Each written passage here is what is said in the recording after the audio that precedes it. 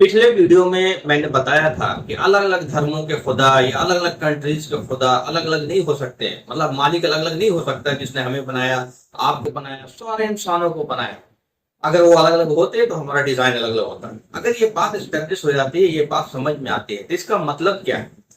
इसका मतलब ये हुआ, जैसे एक बाप अपने दो बच्चे को दो अलग अलग तरह का ज्ञान नहीं देता। एक को कहेगा बेटा चोर बनना बहुत बेहतरीन बात है, एक को कहेगा तू पुलिस बन जा बेहतरीन बात है, तो बच्चे कंफ्यूज हो जाएंगे। एक माँ अपने दो बच्चों को दो तरह का ज्ञान नहीं देती। तो क्या वो परमेश्वर, वो मालिक, चाहे हम जिस नाम से पुकारे, जो एक ही है, ये बात का एस्टेब्लिश हो चुका कि एक ही है, तो क्या वो हमें 10 तरह का ज्ञान देकर के हमें कंफ्यूज करेगा?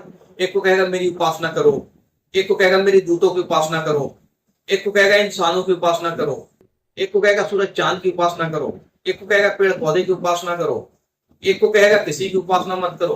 तो लोग कंफ्यूज हो जाएंगे। एक्चुअली ये बात समझने की जरूरत है कि वो मालिक एक है, तो उसका ज्ञान सारे इंसानों के लिए एक होगा, अलग अलग ज्ञान नहीं होगा। और वो ज्ञान शुरू से एक ही है। वो ज्ञान क्या है?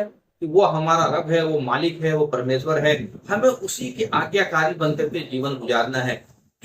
जिस चीजों से वो मना करता है रुक जाना है, और जिस चीजों को करने को कहता है करना है जैसे वो बताता है। उसके लिए मालिक ने समय समय पे इंसानों में से इंसानों को चुना, उनको दूत बनाया, जिसको हम प्रॉफिट भी कहते हैं, जिसमें मैसेंजर कहते हैं, और उसके जरिए से हमें ज्ञान दिया। और उसी सीरीज में आखिरी प्रॉफिट मोहम्मद सल्लल्लाहु अलैहि वसल्लम, उससे पहले जेसस भी प्रॉफिट थे, उससे पहले मूसा भी प्रॉफिट थे। और कुरान में 25 नबियों का जिक्र आया है। और कुरान में आता है कि हमने इस धरती पे कोई ऐसा कौम, कोई ऐसा नेशन, कोई ऐसा इलाका नहीं छोड़ा जहां अपने दूत न भेजे हों, रसूल न भेजे हों ज्ञान देने के लिए। और वो ज्ञान कॉमन था।